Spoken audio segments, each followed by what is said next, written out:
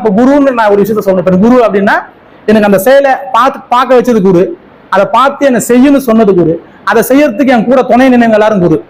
உண்மைதானே? ஏன்னா எனக்கு எதெல்லாம் என்ன கூட பயணப்படுச்சு எனக்கு எதுவுமே தெரியாது, அதுவா கூட்டு போய் செய்ய வச்சது. இப்போ நான் எனக்கு எல்லாமே குரு ஆயிடுச்சு.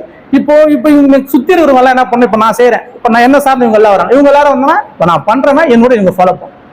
இப்போ எனக்கு இன்னும் இவங்க உறுதுணையா நிக்கணும். இவங்க எனக்கு உறுதுணையா நிக்க நம்ம இந்த செயலோட வலிமை பெருசாயிடும். இப்ப நீங்க நம்ம எவ்வளவு பேர் இருக்கிறோம் பாருங்க. இப்போ பார்த்தா நம்மளோட ஆளுங்க பார்த்தா நிறைய பேர் இருக்கிறாங்க. இந்த இடமே பத்தாது, இந்த இடமே பத்தாது. ஏன்னா எல்லாம் அந்த ஜீவகாரண செயல்ல எல்லாரும் இருக்கிறாங்க. இப்ப எல்லாருக்கும் ஒரு வேலை, ஏன்னா இப்ப சொன்ன வேலைன்றது ரொம்ப பிக்கஸ்ட் ஆயிடுச்சு. எல்லாருக்கும் தேவைகள் அதிகமாக போயிடுச்சு, காசு வேணும், அதனால வேலை இருக்குது. அதனால வேலைனால யாரும் வர முடியும்.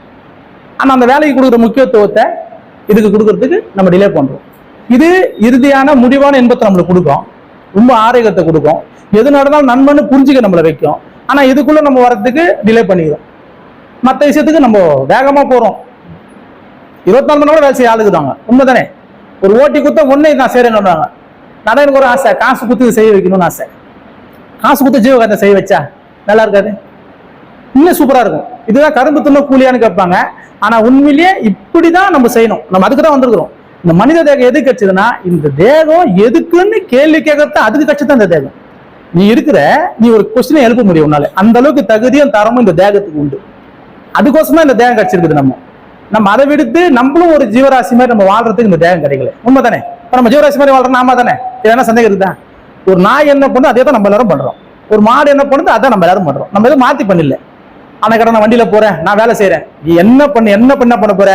சாப்பிடுறதுக்கு பொருள் சேர்த்துக்க போற, தங்கறதுக்கு வீடு வச்சுக்க போற, இன்னும் சேர்ந்து குழந்தை பெற்றுக்க போற. இது மூணுமே செய்யலையா? எல்லா ஜீவராசியும் அதை மட்டும்தான் பண்ணுது. நீங்களும் அதை மட்டுமே பண்றீங்க. அதுக்கு இந்த தேகம் நம்மளுக்கு அவசியம் தானா? உண்மைதானே? ஏன்னா இப்போ நம்மளுக்கு மன வேலை செய்யுது, நம்மளுக்கு நாளைக்கு என்ன வேணும் என்ன செய்யணும்ன்ற எண்ணம் இருக்குது. இப்போ அதுக்கு அது கிடையாது. ஏன்னா அதுகிட்ட பொருள்னு ஒரு விஷயம் கிடையாது, எடுத்து வச்சுக்கிற தகுதியும் கிடையாது அதுகிட்ட. உங்ககிட்ட ரெண்டுமே இருக்குது. நாளைக்கு என்ன நடக்குமோன்ற எண்ணம் இருக்குது, எடுத்து வச்சுக்க உன்னால முடியும் எல்லாருனாலையும். உண்மைதானே? இந்த ரெண்டு விஷயம் தான் அவங்களுக்கு வேறுபாடு.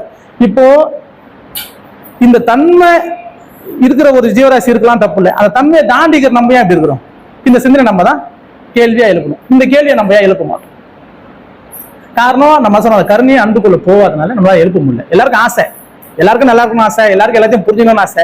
ஆனா அந்த செயலை செஞ்சாதான் அதை புரிஞ்சுக்க முடியும்ன்றது தெரிஞ்சா கூட வரத்துக்கு சூழல் இல்லை. ஏன்னா எனக்கு சுத்தி எனக்கு கடினம் ரொம்ப டைட்டா இருக்கு, அதனால என்னால பண்ண முடியல.